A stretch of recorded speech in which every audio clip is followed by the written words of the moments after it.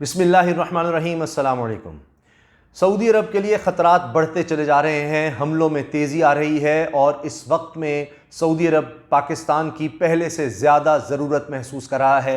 इसी वजह से हाल ही में जो मुलाकात हुई है वो बहुत ही अहम है। मुलाकात हुई है शाह महमूद कुरैशी की, वज़ीर ख़ारजा पाकिस्तान की, सऊदी सफ़ीर से। सऊदी सफ़ीर ने मुलाकात की है, इस्लामाबाद में वो गए हैं और शाह महमूद कुरैशी से जाकर मिले हैं। इसमें क्या बातें हुई हैं, कौन सी अहम शख्सियात पाकिस्तान का दौरा करने वाली हैं और इस दौरे की कितनी अहमियत होगी, क्या ऐलानात हो सकते हैं। चूँकि सऊदी अरब पर इसराइल का दबाव भी बढ़ता चला जा रहा है और इस बात से अंदाज़ा लगा लें, जो हालिया बयान आया है इसराइल के वज़ीर आज़म का, वो ख़तरे की घंटी बजा रहा है। और इसराइल और अमेरिका का वफ़द पहली कमर्शियल फ़्लाइट से पहुँच चुका है UAE, और अब इसके बाद सऊदी अरब पर किस तरह दबाव इस हवाले से भी बढ़ रहा है, इस पर भी हम बात करेंगे। सबसे पहले मैं आपको जो सऊदी अरब पर ताज़ा हमले किए गए हैं उनके बारे में मैं बता दूं, क्योंकि ये ख़तरनाक होते चले जा रहे हैं। तो पहले तो सिर्फ ड्रोन हमले होते थे, यानी जहाज़ से ड्रोन हमले होते थे। अब कश्तियों के ज़रिए भी ड्रोन हमले हो रहे हैं, यानी इस तरह की कश्ती जो रिमोट कंट्रोल से चलती है और वो बारूद से भरी हुई थी। अब इसके बारे में जो सऊदी अरब का इत्तेहाद है, फ़ौजी इत्तेहाद, उसके तर्जुमान ने क्या कुछ कहा है, पहले मैं आपको वो बता देता हूँ और उसके बाद हम बात करेंगे सऊदी सफ़ीर की शाह महमूद कुरैशी से मुलाकात के बारे में, वो बड़ी अहम है। अब अरब फ़ौजी इत्तेहाद ने सऊदी अरब पर हवाई और समंदरी 2 हमले नाकाम बनाने की इत्तला दी है। एक हमला सऊदी अरब के शहर अबहा के हवाई अड्डे पर किया गया और यमन की तरफ से, जिनको हूसी बागी कहा जाता है, सऊदी अरब उनको हूसी बागी कहता है, उनकी तरफ से बारूदी मवाद से भरे ड्रोन के ज़रिए अबहा एयरपोर्ट को निशाना बनाने की कोशिश की गई। अलबत्ता फ़ौजी इत्तेहाद, अरब फ़ौजी इत्तेहाद का कहना है कि बरवक्त कार्रवाई करते हुए इस ड्रोन को फ़ज़ा में ही तबाह किया गया। मार गिराए जाने वाले ड्रोन के कुछ टुकड़े अबहा एयरपोर्ट पर भी गिरे। अलबत्ता कोई जानी और माली नुकसान की इत्तला नहीं है अभी तक। इस वाक़े के बावजूद हवाई अड्डे पर परवाज़ें चलाई गईं। अब तर्जुमान कर्नल तुर्की अल मालिकी, जो अरब फ़ौजी इत्तेहाद के तर्जुमान हैं, उन्होंने बताया है कि इत्तेहाद ने हूसी बागियों का बारूदी कश्ती से किया जाने वाला हमला भी नाकाम बना दिया। बारूदी कश्ती से भी हमला हुआ है। कर्नल तुर्की अल मालिकी ने कहा है कि हूसी बागियों ने बहीरा अहमर के जुनूब में रिमोट कंट्रोल से चलने वाली ड्रोन कश्ती के ज़रिए हमले की कोशिश की, लेकिन फौरी कार्रवाई करते हुए इस कश्ती को भी हदफ तक पहुंचने से पहले ही तबाह कर दिया गया। तर्जुमान अरब फ़ौजी इत्तेहाद के मुताबिक कश्ती इलाकाई और बैनुल-अक़वामी सलामती और बहरी जहाज़ों की आलमी तिजारत के लिए भी ख़तरा थी। अब आप अंदाज़ा लगाएं कि किस कदर ख़तरनाक सूरत हाल है कि वहाँ पर जो इंटरनेशनल ट्रेड हो रही है, बड़े बड़े बहरी जहाज़ होते हैं, ख़ास तौर पे सऊदी अरब का तो दारोमदारी तेल के जहाज़ों पर है, उनकी सप्लाई पर है। तो आप अंदाज़ा लगाएं कि किस कदर ख़तरनाक है। अगर कोई भी ऐसा हमला कामयाब हो गया तो कितना बड़ा नुकसान होगा, और ये तसलसल से हो रहे हैं, एक के बाद एक हमला हो रहा है।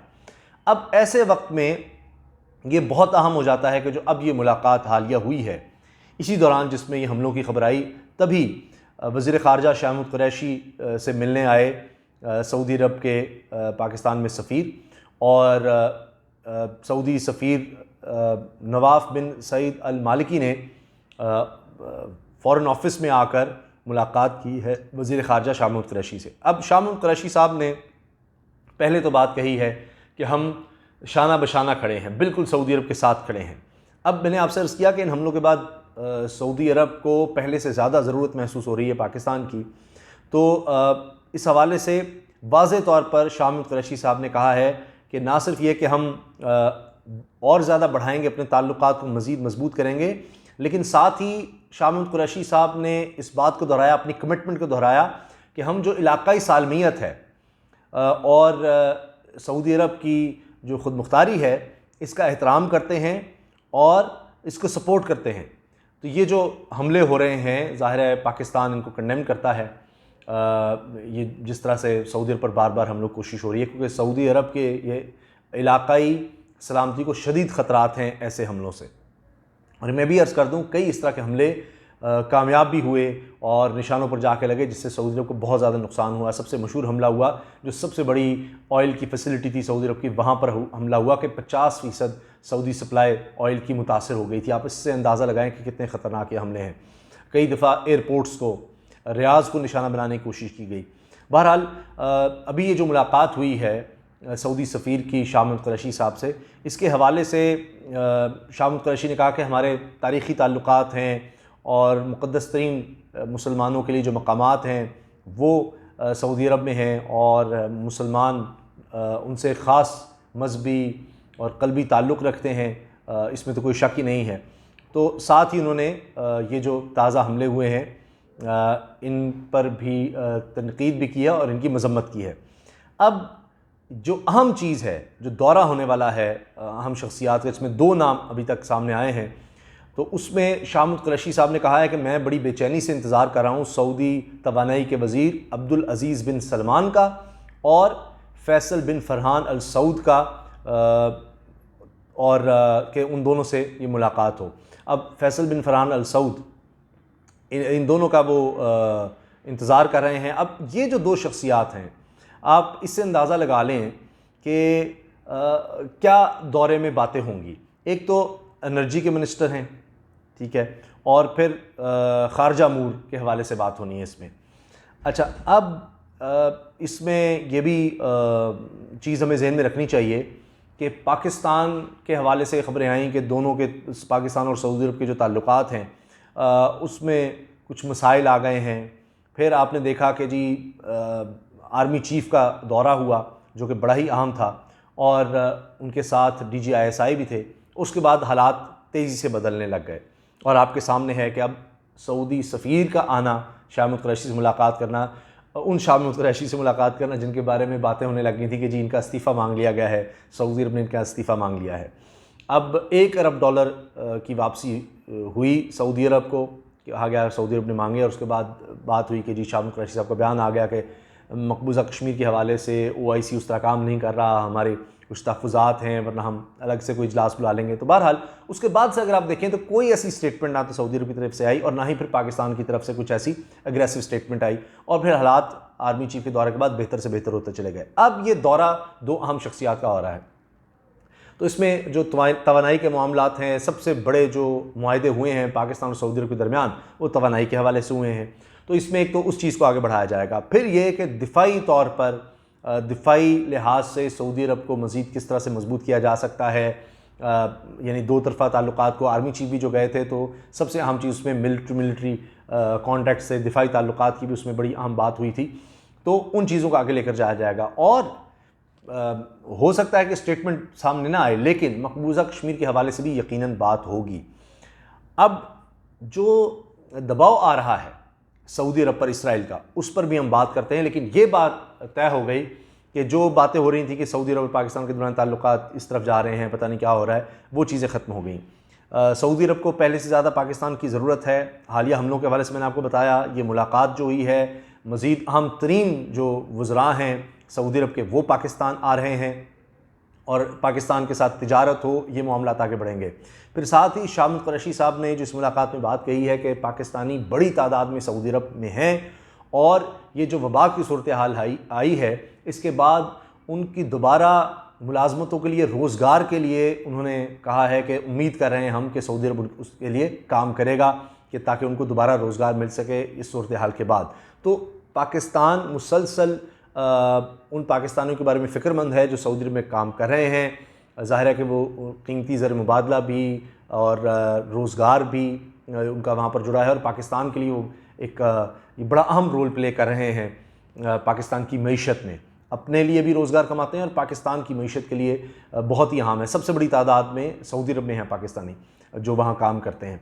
तो लिहाजा इस बारे में भी बात कर ली शाह महमूद कुरैशी साहब ने। अब सऊदी अरब को सपोर्ट की ज़रूरत इसलिए भी है कि मुसलसल इस तरह की बातें हो रही हैं कि जी ये इस वक्त दबाव है।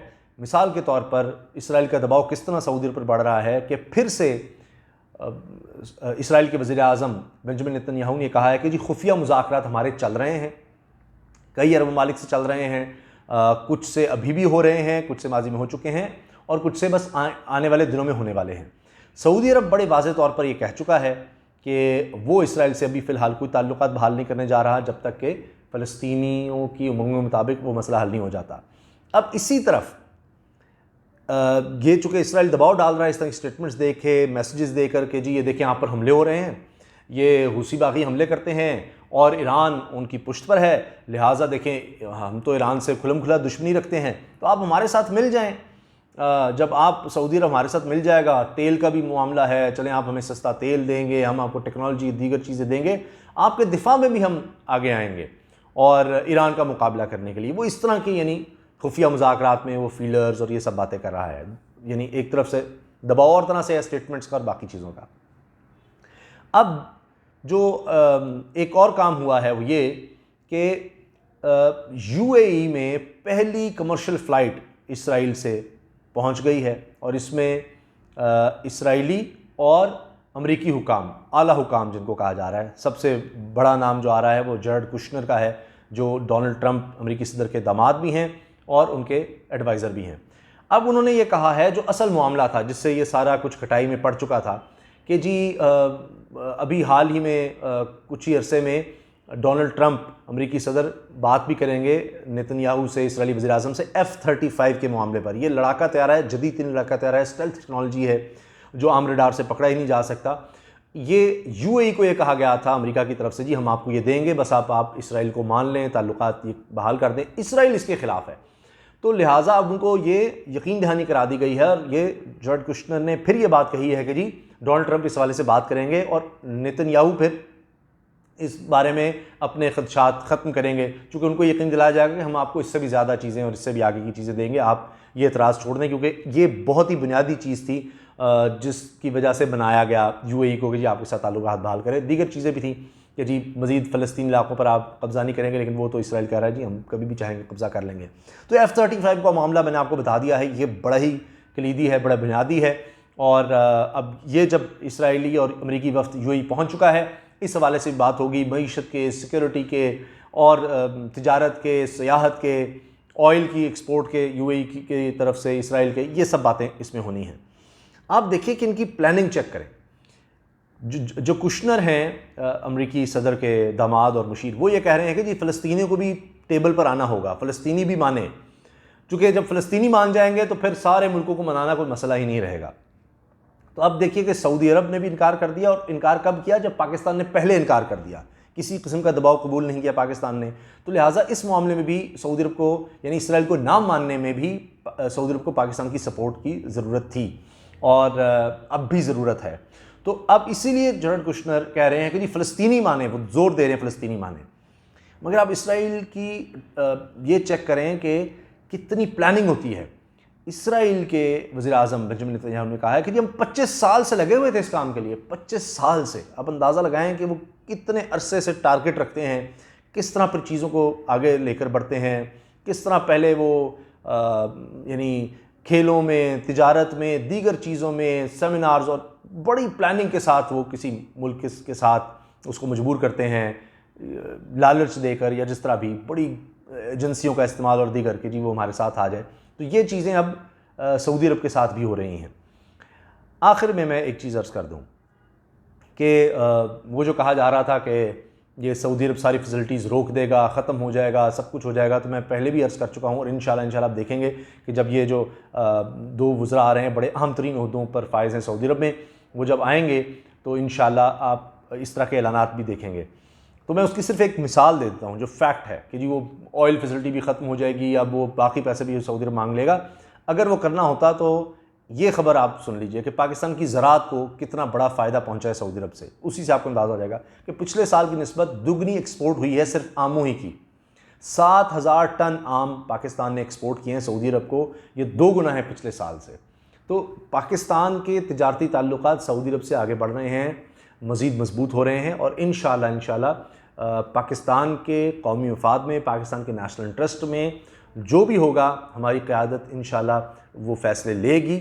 और पाकिस्तान की खुशकिस्मती है कि अल्लाह ताला का ख़ास फजल करम है कि दूसरे ममालिक को भी ये अंदाज़ा है कि पाकिस्तान कितना अहम मुल्क है और ये कोई इतना आसान नहीं है कि जी किसी की स्टेटमेंट या कोई मामला हो और आसानी से फिर आप ताल्लुकात जो है पाकिस्तान से वो ख़राब कर लें या ख़त्म कर लें। तो इंशाल्लाह ऐसी कोई बात नहीं है और इन अहम शख्सियात के दौरे के बाद ये चीज़ें आपको ऐलान की सूरत में नज़र आ जाएंगी। अल्लाह हाफ़िज़। पाकिस्तान ज़िंदाबाद।